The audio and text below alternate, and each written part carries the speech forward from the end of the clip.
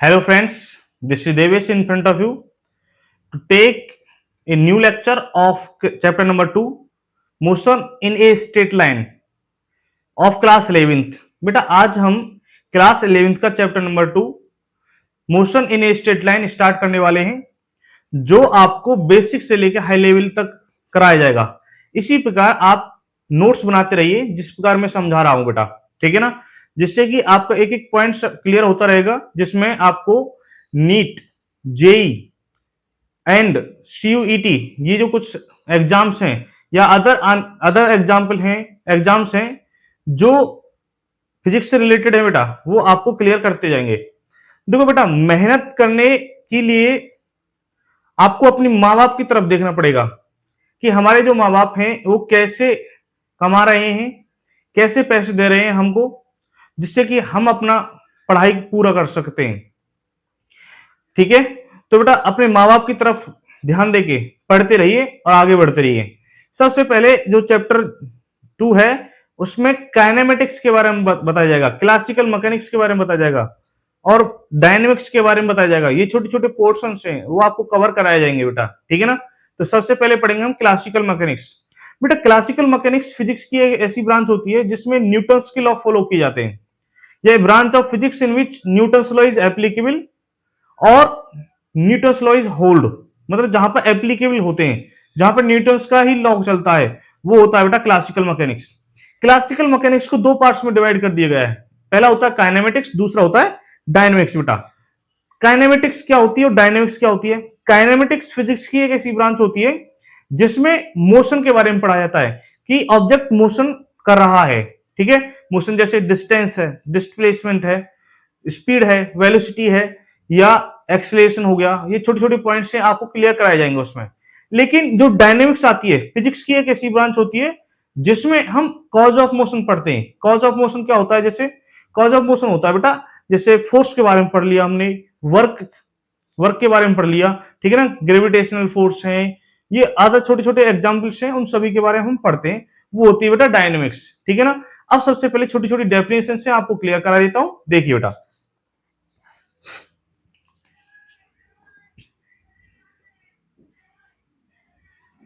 Classical mechanics,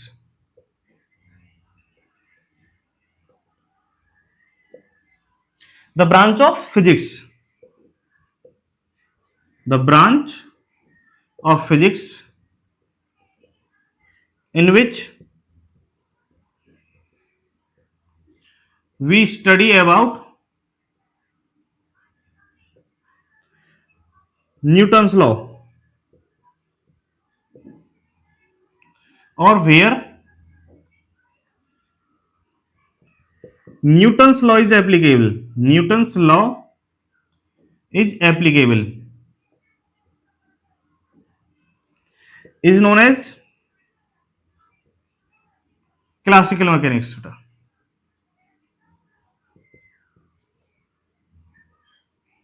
ठीक है, classical mechanics के दो पार्ट होते हैं बेटा। क्लासिकल मैकेनिक्स, इसके दो पार्ट्स हैं, ठीक है ना। एक होता है काइनेमेटिक्स, एक होता है बेटा डायनेमिक्स। अब काइनेमेटिक्स के बारे में पढ़ते हैं बेटा। Kinematics, the branch of physics in which we study about motion, the branch of physics in which we study about motion is known as kinematics. ठीक है बेटा, यहां पर एक एक डेफिनेशन आपको लिखवा कर सभी पॉइंट्स आपको क्लियर कराए जाएंगे, ठीक है ना। जैसे यहां पे मोशन बताया जा रहा है बेटा, ठीक है ना। मोशन के अंतर्गत क्या आता है बेटा? आएगा डिस्टेंस, डिस्प्लेसमेंट,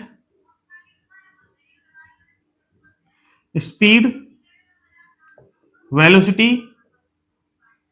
ठीक है, एक्सेलरेशन बेटा, फ्रेम ऑफ रेफरेंस,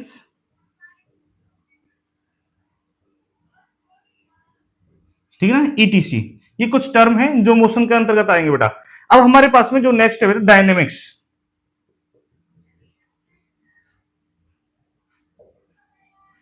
देखो डायनेमिक्स क्या है, the branch of physics in which we study about cause of motion. The branch of physics in which we study about the cause of motion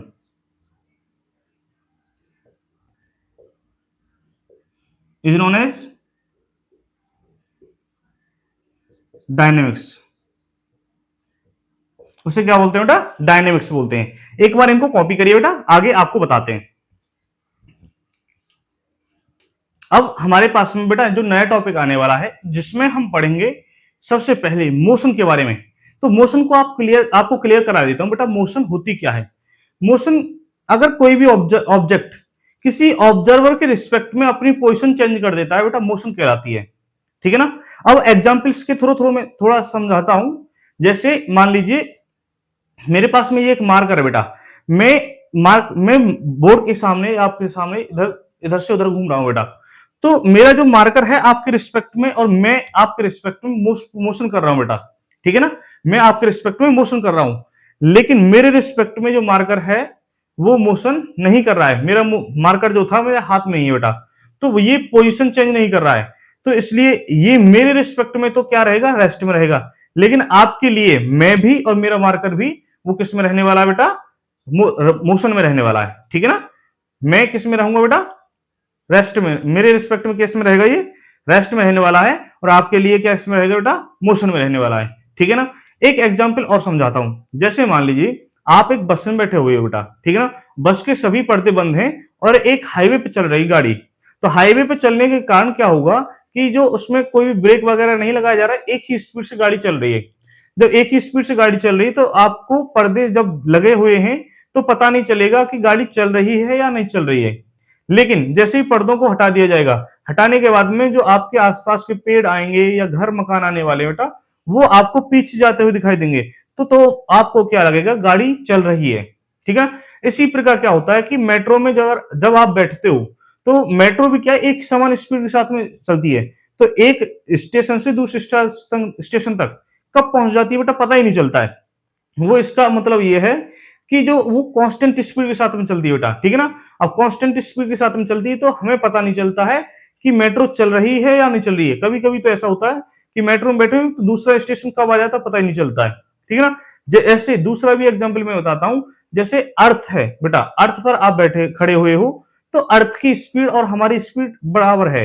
तो बराबर होने के कारण हम अर्थ पर नहीं गिर रहे हैं। अब क्यों, अगर अर्थ की जो स्पीड होती है बेटा वो अलग होती और हमारी जो स्पीड है वो बेटा अलग होती, तो हम गिर जाते। ठीक है ना, क्योंकि स्पीड चेंज होगी। अगर इनका हमारे और ऑब्जर्वर की स्पीड में जो रिलेटिव स्पीड है वो जीरो है, ठीक है ना, जितनी स्पीड से हम चल रहे हैं वही उसी स्पीड से ऑब्जर्वर चल रहा है बेटा, तो क्या होगा कि रेस्ट में रहेगी वो। ठीक है ना। अब जैसे मान लीजिए अर्थ जब घूम रही है तो हम भी उसी के ऊपर बैठे हो, तो हम भी घूम रहे हैं, उसी स्पीड के साथ घूम रहे हैं। लेकिन कोई भी व्यक्ति जब ऊपर चला जाता है, ठीक है ना, स्पेस में जाता है, तो स्पेस से जब देखेगा तो देखने के बाद में ऐसा लगे उसको पता चलेगा कि मैं भी चल रहा हूं, जो ऑब्जर्वर है वो भी चल रहा है, और क्या हो रहा है, जो अर्थ है वो भी घूम रही है बेटा।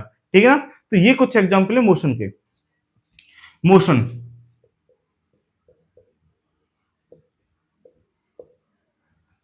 when any observer when any object when any object change its position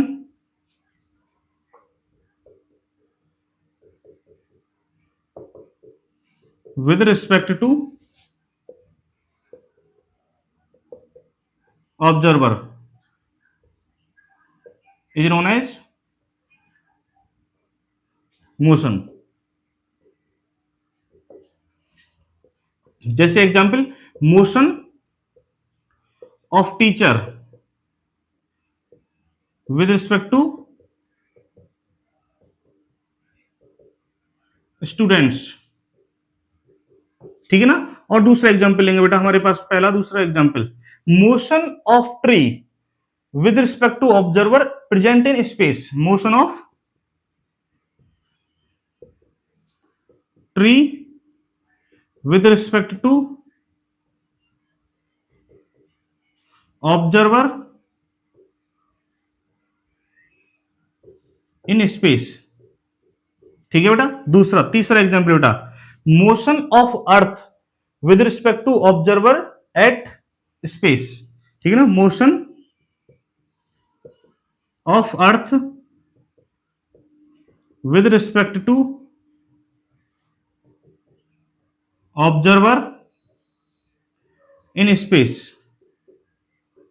ठीक है ना, ये एग्जाम्पल हो जाएगा। फोर्थ एग्जाम्पल चेक करेंगे बेटा।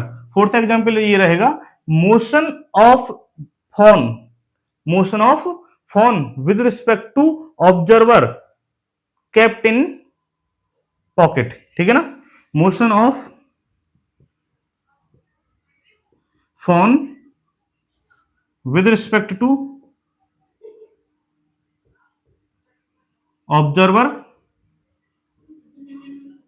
Eight in pocket.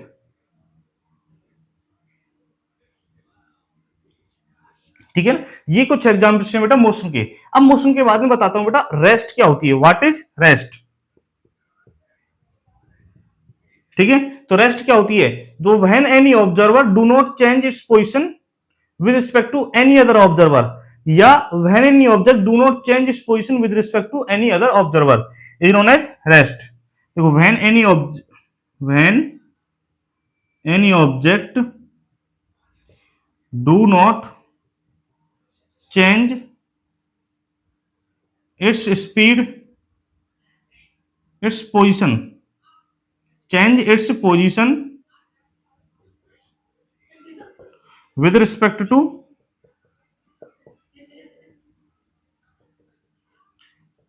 any observer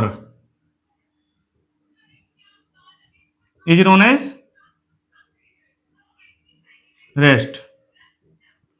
ठीक है, अब एग्जाम्पल लेते हैं बेटा, अर्थ हमारे रिस्पेक्ट में रेस्ट में, earth is at rest with respect to प्यूपिल।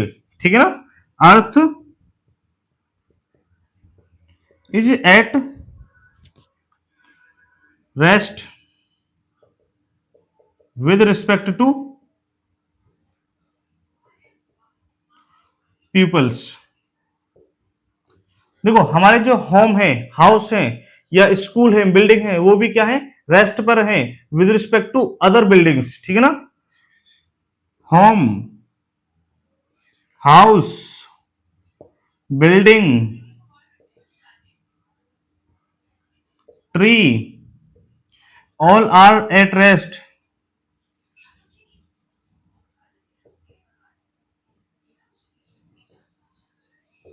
with respect to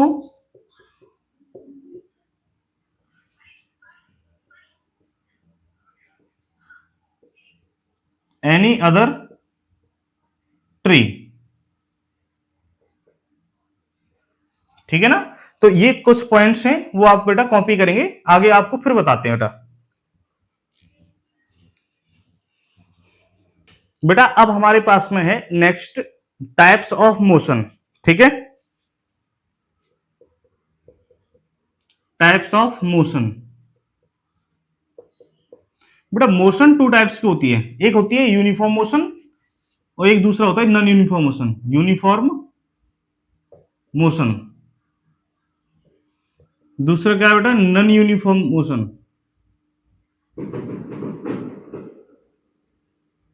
ठीक है, पहला यूनिफॉर्म मोशन के बारे में पढ़ते हैं बेटा।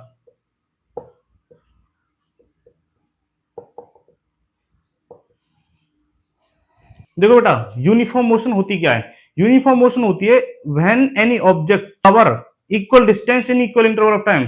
कोई भी object equal distance equal time में कवर करता है, उसे बोलते हैं uniform motion. When any object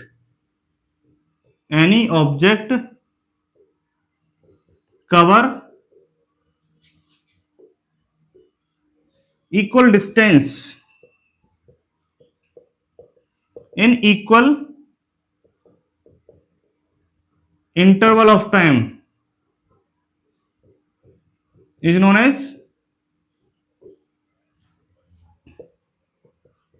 uniform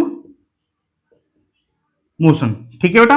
अब देखो यूनिफॉर्म मोशन के एग्जांपल बताते हैं आपको। जैसे एक ऑब्जेक्ट ए से गई बेटा बी तक, बी से सी तक, सी से डी तक, ये गई बेटा। तो मान लीजिए यहां से जो स्पीड, यहां से जो डिस्टेंस ट्रेवल किया बेटा वो है 5 किलोमीटर। ये भी कितना बेटा 5 किलोमीटर, ये भी कितना बेटा 5 किलोमीटर। और टाइम कितना लेगा 1 आवर, 1 आवर। ये भी कितना है 1 आवर। ठीक है ना। तो हम स्पीड निकालते हैं, किसकी स्पीड कैसी है बेटा। तो स्पीड निकालने के लिए कितना हो जाएगा वी ए बी, ए से बी तक। तो डिस्टेंस अपॉन टाइम होता है बेटा 5/1, 5/1 is equal to 5 kilometre per hour. तो वी बी सी निकालो बेटा। तो ये भी कितना हो जाएगा 5/1 is equal to 5 kilometre per hour. ठीक है ना। अब सी से डी तक चेक करते हैं, वी सी डी। तो 5/1 that is equal to 5 kilometre per hour हो जाएगा। तो ये भी सेम आ गई बेटा। यहां पर क्या है, सभी की स्पीड बराबर है, तो सभी की स्पीड बराबर है बेटा, तो ये क्या कहलाएगी यूनिफॉर्म मोशन। तो नोट में बता देता हूं बेटा, यूनिफॉर्म मोशन में ऑब्जेक्ट की स्पीड चेंज नहीं होती है। ठीक है ना। नोट बेटा, in uniform motion the speed of object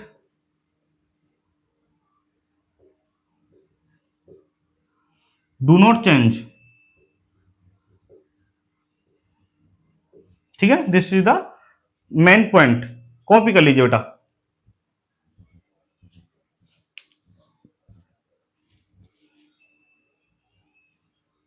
बेटा हमारे पास में जो है non uniform motion. Non uniform motion क्या है, when an object cover equal distance in unequal interval of time.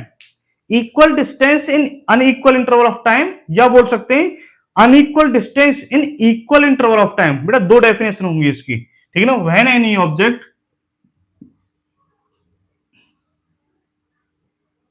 Cover equal distance in unequal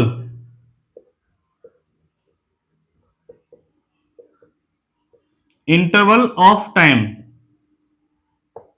is known as non-uniform motion।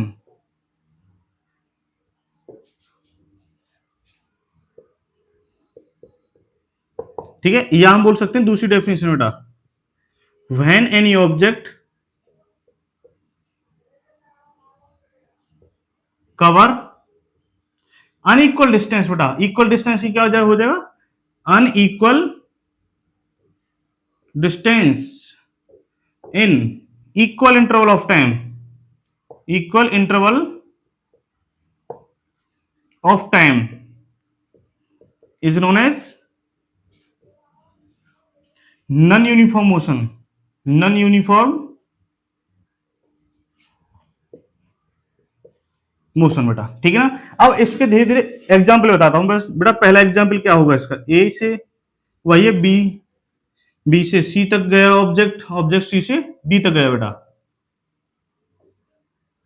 ठीक है, मान लीजिए ये है बेटा 5 किलोमीटर। पहले इक्वल डिस्टेंस लेते हैं, ये भी कितना है 5 किलोमीटर, ये भी कितना है 5 किलोमीटर। बेटा ये कितना 1 आवर में, ये 1/2 आवर में, ये कितना हो जाएगा 1/3 आवर में बेटा। तो स्पीड निकाल लेते हैं बेटा। स्पीड कितना हो जाएगा वी ए बी कितना हो जाएगा 5/1 that is equal to 5 kilometre per hour. तो V B C 5/1/2 that is equal to 10 kilometre per hour. ठीक है ना। और ये कितना हो जाएगा V C D 5/1/3 that is equal to 15 kilometre per hour. ठीक है ना। ये अलग अलग देखो, यहां पे जो स्पीड है वो अलग अलग आ रही है, तो ये क्या कहलाएगी बेटा नॉन यूनिफॉर्म मोशन। जैसे एक और एग्जांपल लेके बताता हूं। इसमें क्या करेंगे, अब टाइम को चेंज कर देंगे। ठीक है ना। यहां पे टाइम चेंज किया, वहां पर डिस्टेंस को चेंज कर देंगे बेटा। ए से बी तक बेटा, बी से सी तक, और सी से क्या हो जाएगा बेटा डी तक। तो ये मान लीजिए हमारा जो है वो 6 किलोमीटर है, ये 7 किलोमीटर है, 8 किलोमीटर बेटा। ठीक है ना। टाइम कितना लिया बेटा 1 आर, 1 आर, ये भी कितना बेटा 1 आर। तो अलग अलग स्पीड निकालते हैं बेटा। वी ए बी कितना हो जाएगा 6/1 that is equal to 6 kilometre per hour. V B C 7/1 that is equal to 7 kilometre per hour, ठीक है ना। और वी सी डी निकाल लो 8/1 is equal to 8 kilometre per hour. तो यहां पर भी स्पीड चेंज हो रही है। तो मेन पॉइंट यहां पे क्या रहने वाला है बेटा, तो नन यूनिफॉर्म मोशन में ऑब्जेक्ट की स्पीड लगातार चेंज होती रहती है, ठीक है ना। तो एक पॉइंट इसको पहले नोट डाउन करेंगे बेटा। देखो बेटा, अब हम बताते हैं नोट्स क्या है हुआ इसमें। Note in non uniform motion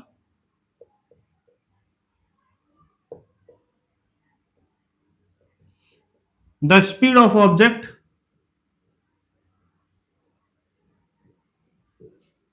continuously change, ठीक है ना। स्पीड बदलती रहती है बेटा। अभी अभी हमने जो एग्जांपल समझाया था जिसमें लगातार स्पीड चेंज हो रही थी बेटा, ठीक है ना। अब यहां पर एक पॉइंट और बता देता हूं। पहला पॉइंट तो ये रहा, दूसरा पॉइंट ये रहा। नन यूनिफॉर्म स्पीड के लिए बेटा हम बेटा नया पॉइंट मैं इसमें बता देता हूं। नन यूनिफॉर्म स्पीड के लिए हम एवरेज स्पीड निकालते हैं बेटा। We find average speed for non uniform motion. बेटा नन यूनिफॉर्म स्पीड के लिए ही हम एवरेज स्पीड निकालते हैं, ठीक है ना। ये नन यूनिफॉर्म मोशन के लिए एवरेज स्पीड निकालते हैं। एक पॉइंट और बताते हैं, तो जब नन यूनिफॉर्म स्पीड है तो बेटा याद रखना उसमें एक्सीलरेशन होता है, ठीक है ना। There is a acceleration in non uniform motion. तीसरा point, there is a an acceleration in non uniform motion. बेटा जब लगातार स्पीड बदलती रहेगी, स्पीड बदलेगी कब, जब एक्सीलरेशन आएगा। एक्सेलरेट करना, गाड़ी को समझते हो ना, बोलते हैं कि एक्सेलरेट करना। एक्सेलरेट मतलब गाड़ी को गाड़ी की जो स्पीड है उसको इंक्रीज करना। स्पीड इंक्रीज होगी, स्पीड बदलेगी, स्पीड बदलेगी तो बेटा एक्सेलरेशन आएगा, ठीक है ना। फोर्थ है बेटा, अब एक्सेलरेशन आ गया, उस पर एक्सटर्नल फोर्स एक्ट होगा। If there is acceleration then a new force या external force act on the body, ठीक है ना। In non uniform motion the force, external force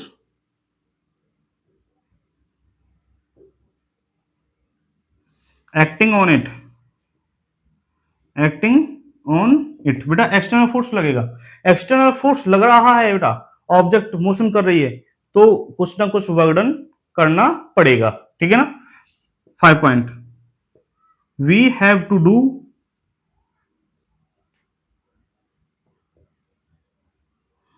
some work in non-uniform